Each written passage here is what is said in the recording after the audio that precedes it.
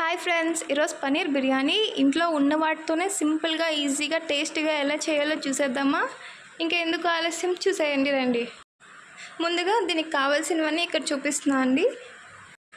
2 పెద్ద onions, 2 table spoon నెయ్యి, అల్లం వెల్లుల్లి పేస్ట్, క్యారెట్ చిన్న ముక్కలుగా కట్ చేసుకొని, కొత్తిమీర, జీడిపప్పు, బిర్యానీ మసాలా, గరం మసాలా, కారం, సాల్ట్, కొంచెం పన్నీర్ ముక్కలు, పచ్చిమిర్చి, టొమాటో, మనకి లీఫీ వెజిటేబుల్స్ ఏమైనా కావాలి అంటే తీసుకోవచ్చు.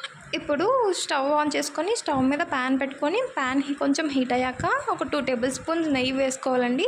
వేసుకున్నాక ఒక 2-3 టేబుల్ స్పూన్స్ ఆయిల్ అనేది వేసుకోవాలి. ఆయిల్ అనేది వేసుకొని మొత్తం బాగా హీట్ అవ్వాలండి. హీట్ అయ్యాక ఇప్పుడు మనకి బిర్యానీ ఆకులు ఒక 3-4 వేసుకోవాలి. లవంగం అనేది ఒక 2-3 వేసుకోవాలి. యాలకులు 2 వేసుకోవాలి. దాల్చిన చెక్క ఒక 2 వేసుకోవాలి. వేసుకుని బాగా ఫ్రై చేసుకోవాలండి. కొంచెం జీలకర్ర వేసుకోవాలి, ఫ్రై చేసుకోవాలి. కట్ చేసి పెట్టుకున్న ఆనియన్స్ కూడా వేసుకొని కొంచెం ఫ్రై చేసుకోవాలి. తర్వాత ఒక 3-5 వరకు పచ్చిమిర్చి వేసుకొని ఫ్రై చేసుకోవాలండి. తర్వాత కొంచెం బాదం పలుకు వేసుకొని ఫ్రై చేసుకోవాలి. ఇలా ఫ్రై అవుతుంది కదండి. ఇప్పుడు 1 టమాటో తీసుకొని అందులో వేసుకొని ఫ్రై చేసుకోవాలి. మొత్తం అంతా ఫ్రై అయ్యాక కొంచెం క్యారెట్ ముక్కలు వేసుకోవాలి చిన్నగా. ఇప్పుడు వెజిటేబుల్స్ అనేవి నేను ఇక్కడ చిక్కుడుకాయ వేస్తున్నాను అండి. మీకు కావాలంటే చాలా వెజిటేబుల్స్ వేసుకోవచ్చు ఆప్షనల్గా. తర్వాత కొంచెం అల్లం వెల్లుల్లి పేస్ట్ వేసుకోవాలి. మొత్తంగా ఫ్రై చేసుకోవాలండి. అల్లం వెల్లుల్లి పచ్చివాసన పోయేంత వరకు మనం ఫ్రై చేసుకోవాలండి. ఫ్రై చేసుకున్నాక మూత అనేది పెట్టుకోవాలి. మూత పెట్టుకుని ఒక 2-3 మినిట్స్ అనేది ఉంచాలండి. ఉంచాక మళ్ళీ మనం మూత తీసి చూస్తే ఇలా మగ్గుతుంది అండి. దగ్గరికి మగ్గిందని ఇంకొంచెం కలుపుకోవాలి. ఇలా స్మూత్గా రావాలండి. తర్వాత 1 టేబుల్ స్పూన్ పసుపు వేసుకోవాలి. 2.5 టేబుల్ స్పూన్ కారం అయితే వేస్తున్నాను. కారం మీ రుచికి తగ్గట్టు వేసుకోండి. తర్వాత ధనియాల పౌడర్ 1 స్పూన్, ఇంకా గరం మసాలా 1 స్పూన్ వేసుకొని బాగా కలుపుకోవాలండి. కొత్తిమీర కొంచెం వేసుకోవాలి. కొత్తిమీర వేసుకొని ఇంకొంచెం బాగా కలుపుకోవాలి. మొత్తం అంతా దగ్గర పడేట్టు కలుపుకున్నాక మనకి రుచికి తగ్గట్టు సాల్ట్ అయితే ఇక్కడ నేను 2 టేబుల్ స్పూన్స్ వేస్తున్నాను అండి. మళ్ళీ 1 కప్ పెరుగు అనేది వేస్తున్నాను. వేసుకొని బాగా కలుపుకోవాలి. దగ్గరగా పడేటట్టు కలుపుకోవాలి. ఇప్పుడు పన్నీర్ ముక్కలను అయితే మనం తీసుకున్నాం, చిన్నగా కట్ చేసుకొని అందులో వేసుకొని అవి కూడా బాగా కలపాలండి. దగ్గర పడేట్టు కలపాలి. మొత్తం అంతా ముక్కకి పట్టేటట్టు కలపాలండి. ఒక 2-3 మినిట్స్ అనేది ఇలా పెట్టుకోవాలండి, కలిపి పెట్టుకోవాలి. ఇప్పుడు మూత అయితే మనం పెట్టుకుంటున్నాం. మూత పెట్టుకొని ఒక 2-3 మినిట్స్ తర్వాత మూత అనేది తీసుకొని బాగా కలుపుకోవాలండి. చూడండి, కన్సిస్టెన్సీ అంటే ఇలా వస్తుంది, కొంచెం గ్రేవీగా వస్తుంది కదండి. అప్పుడు అయితే మనం 1/2 kg రైస్ అయితే ఇప్పుడు తెచ్చుకొని కడిగేసి తెచ్చి ఇక్కడ వేస్తున్నా అండి. అందులో వేసాక బాగా కలుపుకోవాలి.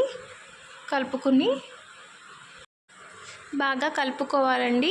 చూడండి, ఇక్కడ మనకి వాటర్ అయితే వేయలేదు ఇంకాను. బాగా కలుపుకొని మూత అయితే పెట్టుకోవాలి. మూత పెట్టుకొని 2 మినిట్స్ తర్వాత మూత తీసుకొని చూస్తే ఇలా ఉంటుందండి. దగ్గరగా వాటర్ అనేది అస్సలు ఉండదు. ఇప్పుడు మనం 1 కప్తో రైస్ తీసుకున్నాం కదండి, దాంట్లో 2 కప్స్ అయితే వాటర్ అయితే నేను వేసుకుంటున్నాను. వేసుకొని బాగా కలుపుకోవాలి. చూడండి, అలా కలుపుకొని మంట అనేది హై ఫ్లేమ్లో పెట్టుకోవాలి. పెట్టుకొని ఇప్పుడు వాటర్ వేసుకున్నాం కదండి, దానికి తగ్గట్టు మనం సాల్ట్ కూడా వేసుకోవాలి. సాల్ట్ అండ్ కారం అయితే ఇక్కడ నేను వేస్తున్నాను. మనకి రుచికి తగ్గట్టు వేసుకొని బాగా కలుపుకొని మంట అనేది హై ఫ్లేమ్లోనే పెట్టుకొని మూత అయితే మనం పెట్టుకుందాం. పెట్టుకొని ఒక 2-3 మినిట్స్ తర్వాత చూస్తే ఇలా పొంగుతుందండి. కొంచెం పొంగాక కొంచెం కలుపుకొని మళ్ళీ మూత అయితే మనం పెట్టుకొని మళ్ళీ 2 మినిట్స్ తర్వాత చూస్తే ఇలా దగ్గర పడుతుందండి కొంచెం. కానీ వాటర్ అయితే ఎక్కువగానే ఉంటుంది కదా. ఇలా కలుపుకొని మళ్ళీ మనం మూత అయితే పెట్టుకుందాం. మంటని అనేది మీడియం ఫ్లేమ్లో పెట్టుకోవాలండి. ఇక్కడ పెట్టుకొని మూత పెట్టేసుకుందాం. మూత పెట్టుకొని ఇంకో 2-3 మినిట్స్ తర్వాత చూస్తే ఇలా వస్తుందండి.